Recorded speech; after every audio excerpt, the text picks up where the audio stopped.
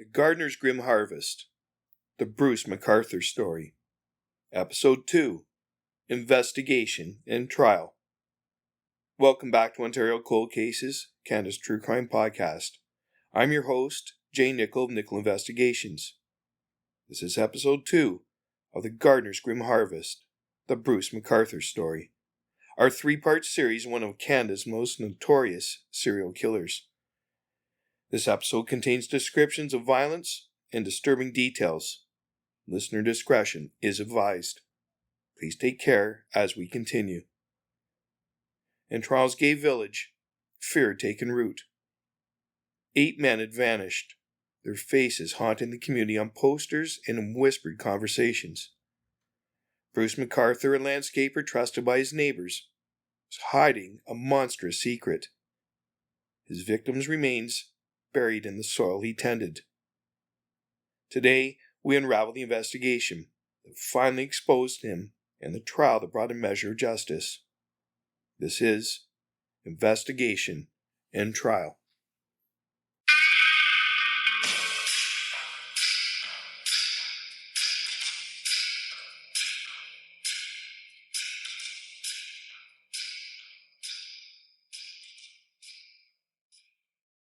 Ontario Cold Cases, Canada's True Crime Podcast. It's a gripping true crime podcast uncovering unsolved murders, disappearances, and forgotten crimes from Ontario and beyond. Told with deep research, compelling storytelling, and a voice for the victims. Join us today, where every clue could lead to answers, and every case deserves a second look.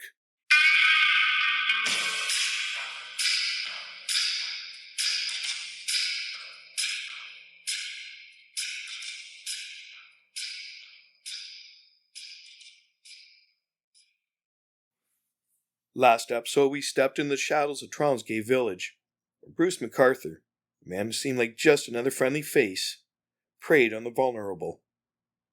From 2010 to 2017, took the lives of 8 men.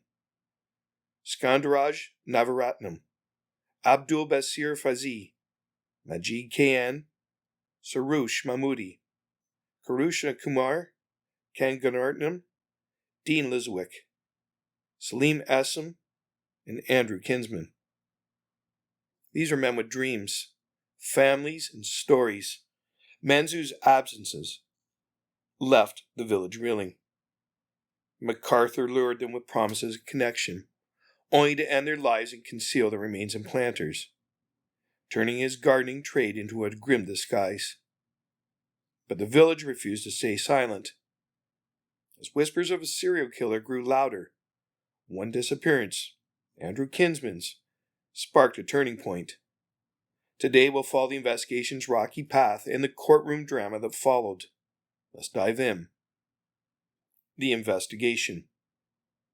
First cracks in the case appeared in September 2010, when Skandaraj Navaratnam vanished after a night at Zippers.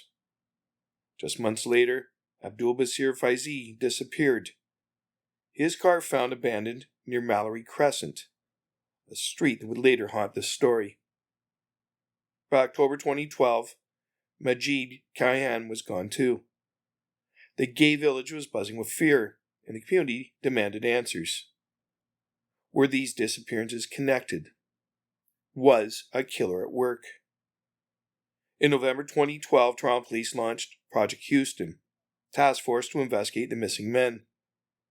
They combed through phone records, interviewed friends, scoured the village's bars and streets. But early on, they hit a wall. The police insisted there was no evidence of foul play. Perhaps these men had just left town, they said. To the community, it felt like dismissal. They're not taking us seriously, one resident told a local paper, frustration dripping from every word. The village's trust in law enforcement was fraying. Here's where it stings. In 2013, investigators found a thread linking all 3 missing men. A man named Bruce McArthur. His email alias, SilverFox51, appeared in Skanda's inbox, and his name was scribbled in Abdulbasir's notebook. He'd even worked with Majeed as a landscaping assistant. Police interviewed McArthur. He played the part of a concerned friend, denying any deep connection to Faizi. Shockingly, they didn't dig deeper, not even checking his 2001 assault conviction for attacking a sex worker with a metal pipe. That oversight let a killer slip through their fingers.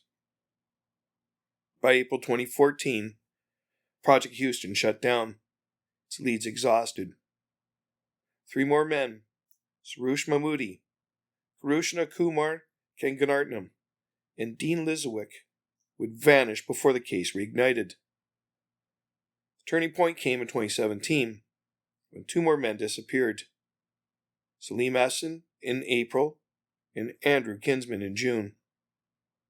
Andrew's absence hit the village hard. He was a beloved figure, a poet, an activist, a friend. His disappearance wasn't just another missing persons case. It was a call to action. Friends like Nicoll refused to let Andrew's case fade. They plastered posters across the village, organized searches, pressured police. A crucial clue emerged. Andrew's calendar had an entry for a meeting with Bruce.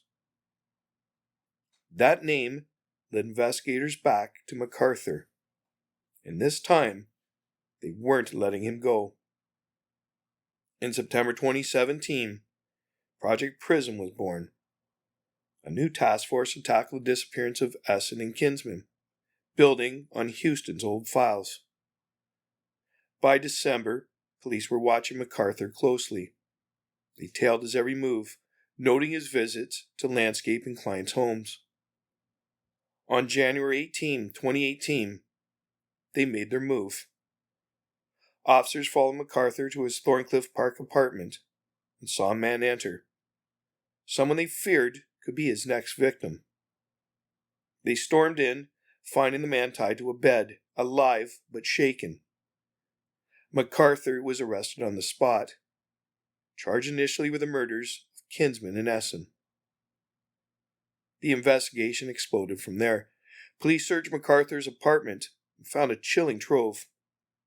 Photos of victims, some taken after death, posed in degrading ways. Restraints, a notebook with victims' names, and jewelry, like Skandaraj's silver bracelet, kept as twisted mementos. Then came the planters. At a home on Mallory Crescent, where McArthur stored his tools, investigators uncovered dismembered remains buried in the soil. Cadaver dogs led them to more planters and a nearby ravine, revealing the remains of 7 men. It was a graveyard, hidden in plain sight. The forensic work was grueling. Pathologists pieced together fragmented bones, matching them to missing men through DNA. McArthur's van, parked unassumingly outside, held traces of blood from multiple victims. Detectives worked around the clock, but the weight of the case took its toll. One officer later said, "You don't sleep when you're staring at that kind of evil." The public, too, was reeling. Protests erupted outside police headquarters with signs reading, "Protect our village," and "No more excuses." The community's outrage was palpable. They'd been warning about a serial killer for years, only to be ignored. Up next, the trial.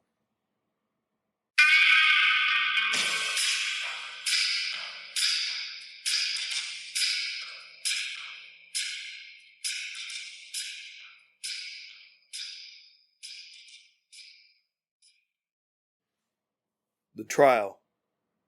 On January 18, 2018, Bruce McArthur's reign of terror ended in handcuffs. But the road to justice was just beginning. Charged with 2 murders at first, McArthur faced 5 more counts by April as remains were identified. The 8th charge, for Kirushna Kumar Kanagaratnam, came after police released a photo of an unidentified victim, piecing together his tragic end. The evidence was overwhelming, and McArthur knew it. In January 2019, the trial began, not with a fight, but with a surrender. On January 29, McArthur stood in the Toronto courtroom and pleaded guilty to 8 counts of first-degree murder. The room was packed, families, friends, reporters, all holding their breath.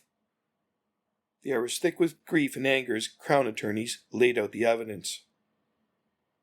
They described McArthur's methodical cruelty, how he lured men to his apartment, strangled them, and staged their bodies for photos, some with cigars, others in a fur coat, as if they were trophies. The courtroom gasped as photos were shown, images so horrific they were kept from public view. Families wept, clutching each other. One sister said, "It was like seeing my brother's life erased all over again." McArthur sat stoic, his face unreadable, offering no explanation, no remorse. Justice John McMahon didn't hold back in his sentencing on February 8, 2019.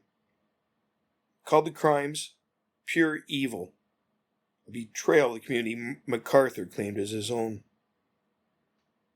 McArthur was sentenced to life in prison with no parole for 25 years, meaning he'd be 91 before he could even apply. For many, it was justice served. For others, it was justice delayed. The trial wasn't just about punishment, it was about a reckoning. Families shared victim impact statements, their voices breaking as they spoke of love and loss. Abdulbasir Faizi's wife described raising their daughters alone, haunted by his absence. Andrew Kinsman's friends mourned the poet whose words once lit up the village. The courtroom became a space for grief, but also for resilience, as a community vowed to heal. As an investigator, I've seen cases where justice comes too late. Bruce McArthur's arrest stopped a killer, but it couldn't undo the years of missed chances, the ignored warnings, the dismissed fears. 8 lives were lost before the truth came to light, and that weight hangs heavy. The investigation and trial exposed not just a predator, but the flaws in a system that failed to listen. Yet in the face of that failure, the gay village showed unbreakable spirit. Next time, in episode 3, we'll explore the aftermath.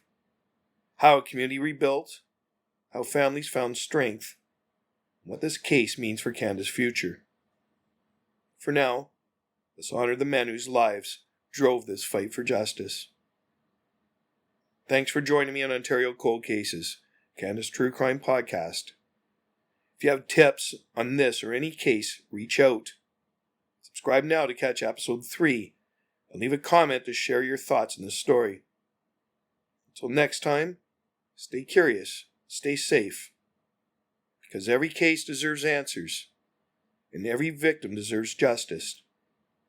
Subscribe now to Ontario Cold Cases, Canada's True Crime Podcast. Episodes available wherever you get your podcasts.